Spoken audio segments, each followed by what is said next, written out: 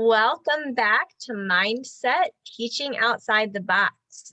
We are your hosts, Jillian Willie, And Eileen Edwards. and today we are talking about awareness. Oh, I love this topic. So do I. So powerful. Yes. Oh, guys, you guys are in for something so good. So, what is awareness? Awareness is seeing or witnessing for yourself. Awareness is acknowledging something, which is your conscious perception. So we have talked about the conscious mind and the subconscious mind. So right now for this episode on awareness, we are focusing on the conscious mind.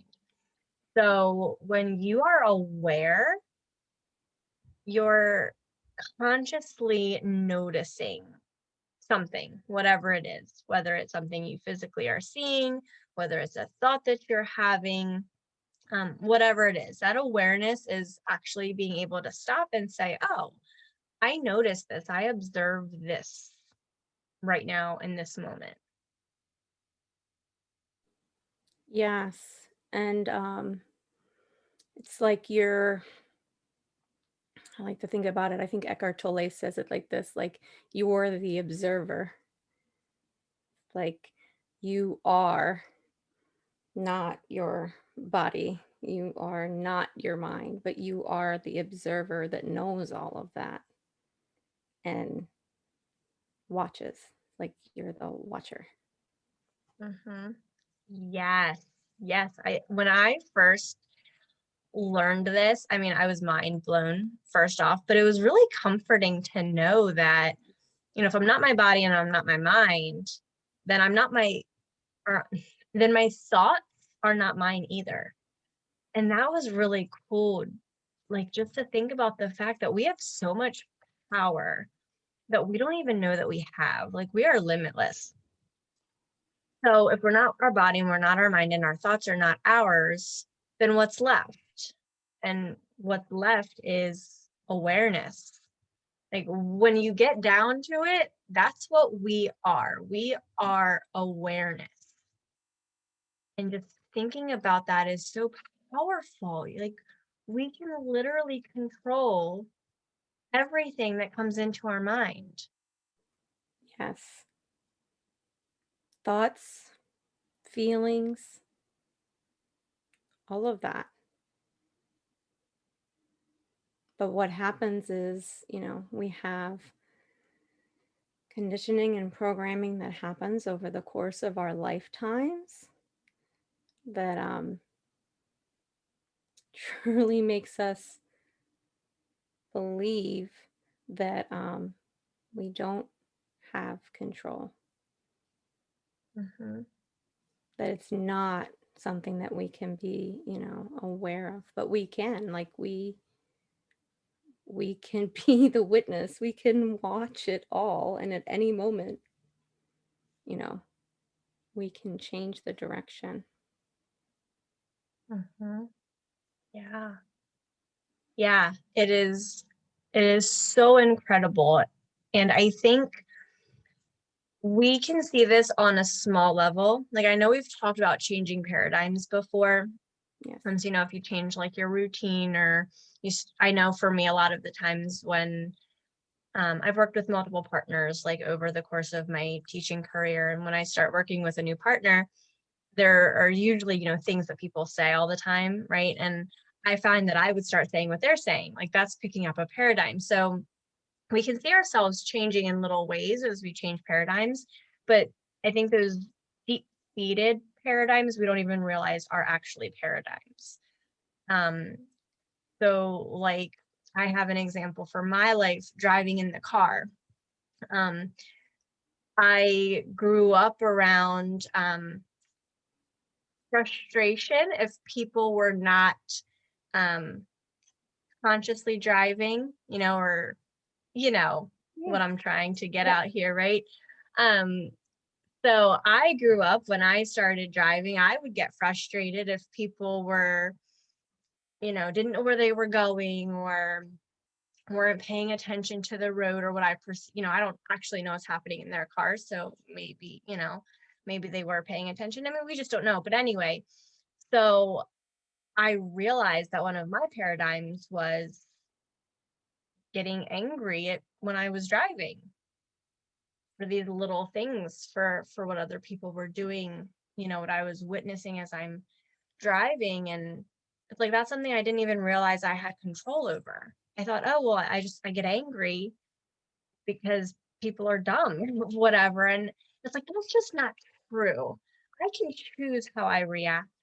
And I don't even know, what's happening on their end. You know, I Yeah, don't know if this is coming off well at all. Do you it know what is because I I'm talk to people about that exact example about how, you have things that are ingrained in you that you have learned over a lifetime. And for some of us, that lifetime's a lot longer than others.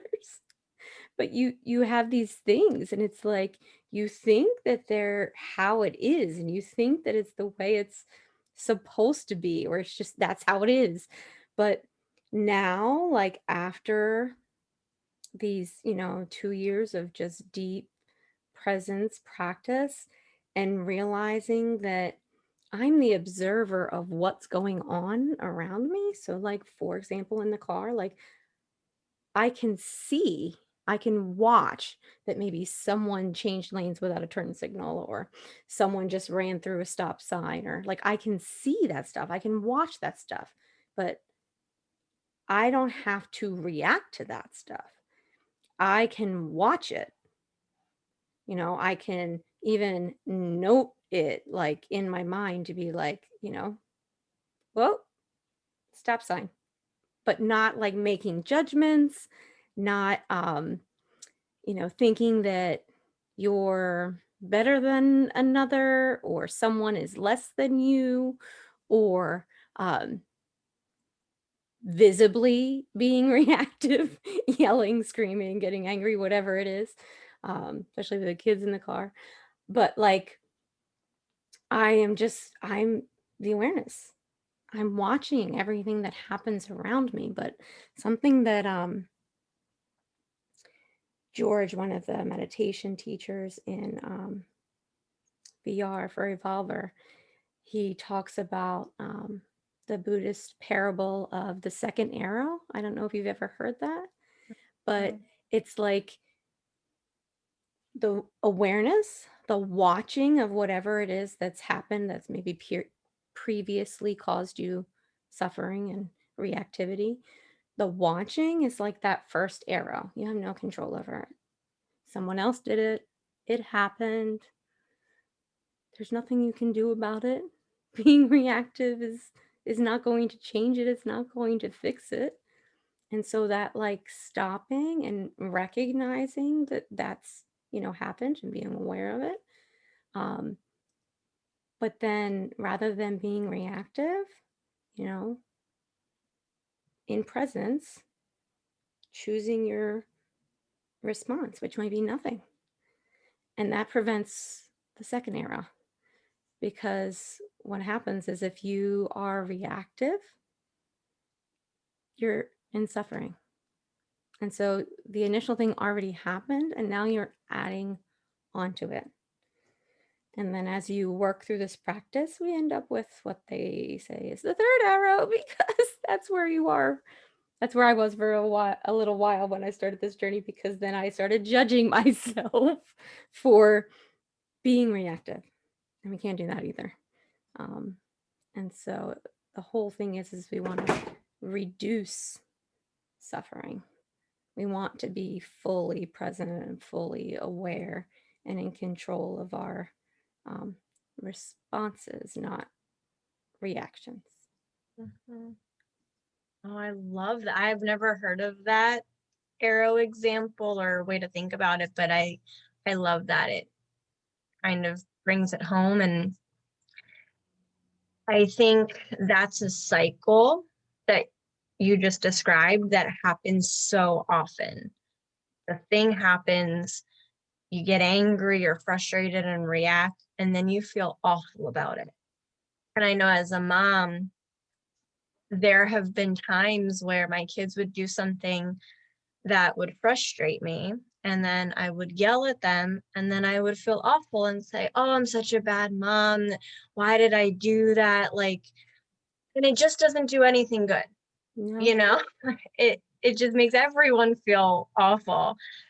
And, I think there's 2 things in there. One is this awareness where we can stop and say it is neither good or bad because we apply that emotion to the situations. It just is. Yeah. Um, but then I think there's also that piece of, when this takes time to get the hang of because we're not used to being aware and choosing how we feel. So I think when we do have those moments where we react in our minds as poorly, to give ourselves grace and to not judge ourselves Yeah. because we're all doing the best we can. And it doesn't do us good. Like, why put energy towards the things that we don't want? Yeah, we made a mistake. It doesn't make us a bad parent just because we yelled at our kids. It's a learning opportunity. Yep. And we were just doing the best that we could in that moment. So I Yeah. think there's 2 things there. But I love that. And I think the second arrow is usually like the bigger issue and thing that people really try to focus on. Um, Getting yourself to not be reactive. Um, and it's like that third arrow comes along as you are learning and working on that second one. Um, but I think it is important to work on that second one because being able to be aware without reactivity is just it's it's totally life changing, completely. And it's like you really gain a sense of control. Like you really realize how powerful you are. Like, because I know that some people, when things happen, they'll say, but I had no choice. I had to react. There was nothing I could do. Um, but we really have to work on being able to be in presence and respond with awareness. That doesn't mean you don't do anything. It just means that you have taken the time to be aware of what is going on and making the appropriate choice for that moment.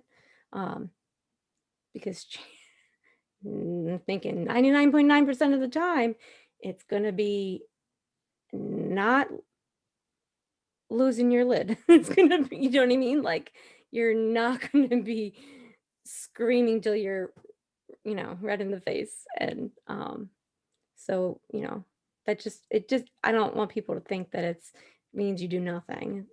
A lot of times it means that. Um, but not always. Mhm. Yeah, kind of make the choice depending on what's going on. But everything is a choice. Yeah. Even if you choose, I'm not going to do anything, that's a choice that you're consciously making. Mm-hmm. Absolutely. And I also, as you were talking, I thought of another way to kind of think about this is like imagining looking at a storm as an observer Yep. versus being in the middle of the storm.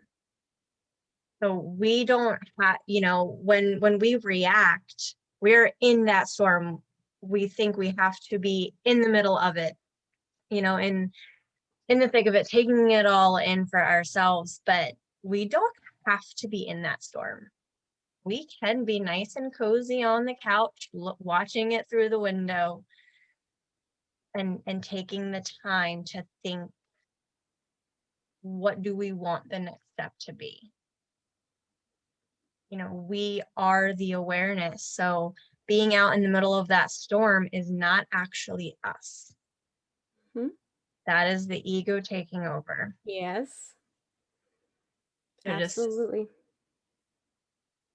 watching the show, until Yeah. you figure out what do you want to do? What is the best course of action, for you in this situation? And that does mean that you have like moments where you're uncomfortable and moments of silence, which really makes people uncomfortable in today's society because you like stop and ponder and focus on your awareness and focus on your feelings. What does it feel like inside the body, you know?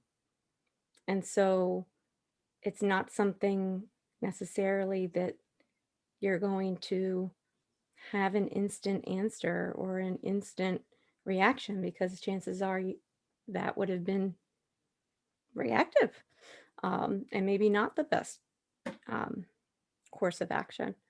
And so in the beginning, I think people can have just some discomfort and like impatience, maybe, and then think they have no choice but to react because they must feel like they're not doing anything. But it takes, it definitely takes some practice. Mm, I agree. I definitely think that's part of the conditioning of Mm. you have to do something right now, you have to respond right now. And I know as a teacher, we're taught to give think time, that it's okay to let an uncomfortable silence, hang for a few minutes while kids think about their responses. So I think if we take that practice and apply it to our lives, that will help because that gives you that time that you need to be aware, and reacting right away doesn't give you the time to do that. Like we have a filter. We can decide what to do, and we are limiting ourselves by forcing ourselves to think that we have to do something right away. And I think it's really helpful to stop and even to see the good. And we've talked about this before, but just stopping and if you have to do something, say that's good or say that's interesting, because that's going to totally shift your mind. Like you can't think about two things at once. So if something bad, perceived as bad, happens, and your paradigm is that's good, then you're going to be thinking about good and you're going to find what's good. And if you have to react, why not make it positive? Yeah, absolutely. There's a couple of phrases that I feel like I've learned over the last couple years. Like, if someone says something that you don't necessarily agree with, or you want to like lash out, or it's like, thank you for um, letting me know your thoughts, or um, I'll think on that. Or like there's things that you can do and say if you're feeling like, oh my gosh, I have to say something, I have to do something. Um, but not making judgments or quick decisions, or just we have so much control. And I think a tool that we have that is often absolutely ignored by people, um, is going into your body. Like what signals are your body giving you in that moment? Like, is your heart racing? Is um how does your belly feel? Like, um are your is your like forehead or your jaw like tense? What do your shoulders feel like? I think that going into your body and seeing how you are feeling in the moment is good practice. Mm, I love that. And it's so true. We have these built in mechanisms that signal to us that this is how we feel.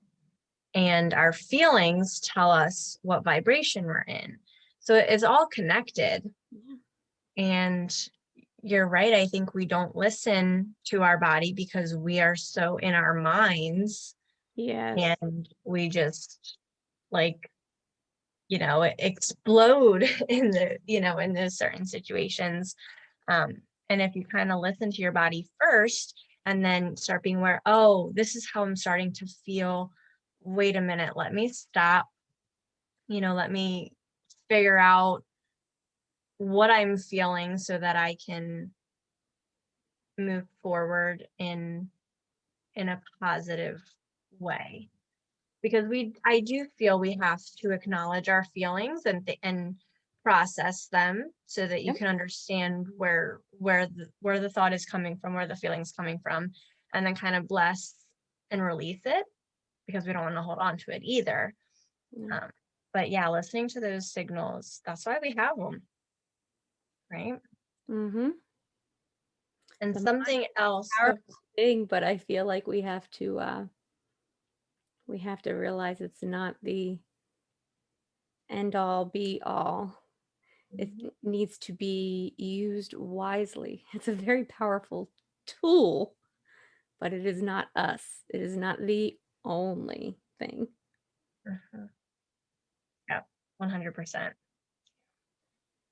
And another tool that can be used is to stop and ask, do I want this thought or not? And this, I think, is really helpful if you do want to start choosing your thoughts. It's a good place to start, to observe and ask, do I want this or not? So if you're yelling at your kids, do you want that anger or not? If you're frustrated at your boss, do you want that feeling or not? If you're enjoying company with a good friend, do you want that or not? Probably yes. It goes both ways. I think being aware of what makes you feel good and what makes you feel bad is important. But I think it can be really helpful to just start asking yourself that. And if you don't want the feeling or the thought that you're about to have, then change it, because you can only have one thought at once. Yeah. So if you switch that to something that makes you feel good, because you're aware of what makes you feel good, then that can kind of switch your vibration, switch your feeling to one of positivity, and then you're able to move forward, in the best possible way. And this can also be used like with kids, as a calming technique, just to help kids start becoming aware, so that that can become a paradigm that they have growing up. Because we talk a lot about all these bad paradigms, but there are good paradigms too. So if we can teach our kids to be aware from a young age, then we're just going to have an enlightened world filled with people that understand that they have the power to choose their thoughts and their reactions. Absolutely. Such an amazing thing. Something else I know we've talked about before, but awareness only knows the now. Yes. So doesn't doesn't know the past, doesn't know about the future. Awareness is just living in the moment. It's your thinking mind that's going to, rewind back back into that past or into that planning mode of going to the future. But the awareness, the observer, the witness, um, is living exactly where we should, where we are. We just don't realize it right in the present moment. Yeah, our society today is so go, go, go, busy, busy, busy. But then, and I think this is so common, like then people will be like, where did the year go? Or where does the time go? And I'm now realizing, as I'm learning about awareness, that that's what's happening. We're not living in the present. We're not aware of what's actually happening in our present moment. So yeah, it passes you by because we're so focused on the future and what we have to do later that we're not focused on what's in front of us in the now. Yep, absolutely. Something that I tell my kids all the time, I think I might have brought this up in one of the previous episodes. I had like an aha moment one day after a group meditation about how there's that old saying that's like the watch pot never boils. And been saying that all my life, you know? Parents said that, I say that. But then after a group meditation, sometime in the last year, I suddenly had this like epiphany, like, whoa, wait a second. Yeah, of course it wouldn't. Like, you're sitting there, you're watching it, you're being fully present. Of course it's not going to, you know, get angry and boil and move quickly. Like, that's the whole thing. We have to be here right now, you know? And so I use that saying with my kids all the time, but it means something completely different a lot of the times. Um, but just kind of as encouragement to like let something go and just be present in what you're doing right now. And if that is watching water, then be fully present in watching the water. There should be no suffering in that. Mm-hmm. Oh, that's so good. I've I've noticed I'm trying to think of an example now and I'm coming up empty, but I've noticed that there are a lot of sayings like that have been around for years and years and years Mhm. that I'm like, wow, if you actually think about what it's saying, there's a whole new meaning to it. Mhm. Um, I'm coming up empty right now, of course, but that's a great example of that. Yeah. Oh, I love that. So one other thing that I want to just kind of point out because this was a cool realization for me. I heard this from Bob Proctor that we live on three planes at the same time. Yep.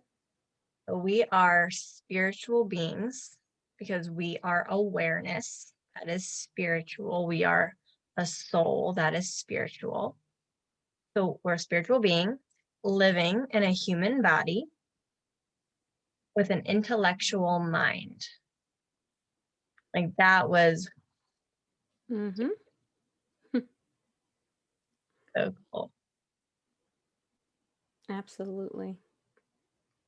Um, so I want to challenge everyone out there, all of our viewers, all of our listeners, to try to start being aware, even if it's one time in your day. Just asking yourself, am I aware right now? And see if you can start noticing your awareness and just being aware as much as possible. And just see what happens. And knowing that this is a practice that takes time. But Eileen, we were talking before about when you can start realizing, oh, this is a paradigm, this is a program, just being aware of it, even if you still are um, in it and reacting and whatever that program is, even if you're still um, in it, I guess would be the way to say it. If you're aware of it, it's still progress. And that's Exactly. still huge growth. Absolutely.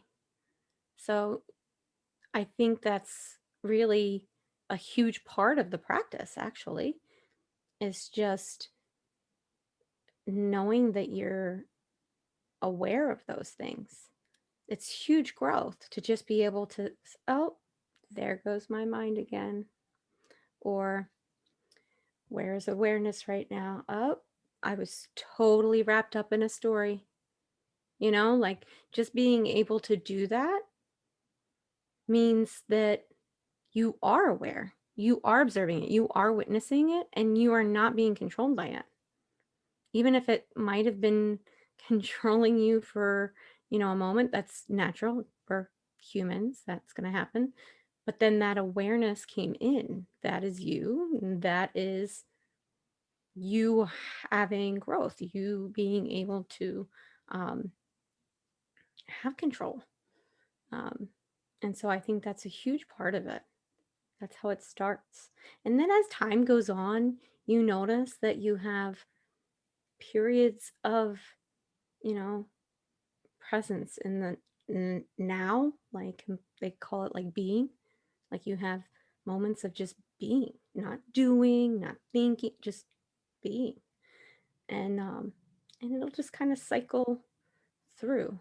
Um, but not identifying with those thoughts or identifying with the body. And that's what I think a lot of people do. Like, it's why so many people suffer through loss and grief because they have themselves and others um, as thinking they are the body, like that you are that human Mhm. form and not the awareness that's behind it. Think about I want to say thousands, but it might even be more than thousands, thousands of things that happen subconsciously in our bodies.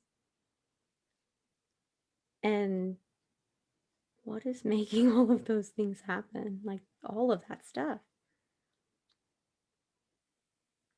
Mhm. So I can't even put the rest of it to words. Mhm. Yeah. It is so true, and it is incredible when you stop to think about how much of us and our existence and the way things work is spiritual. Yeah, I absolutely. it's just it's mind-blowing, and I think this is a really nice place to stop for this episode, and I think we've given everyone a lot to think about. So, Absolutely. thank you for everyone who is listening in. We are so, so very grateful for you, and we're excited to be spreading all of this wonderful information. Please consider, if you have not, joining our Facebook group, Mindset Teaching Outside the Box. We hosted a wonderful event this weekend, so thank you for everyone for joining in on that. And we'd love to hear from our viewers. We'd love to interact with you. So please come join us. We have a wonderful community, and we'd love for you to be part of it. So Absolutely. we will see you next time. Have a great evening, day, wherever you're at. Thank you.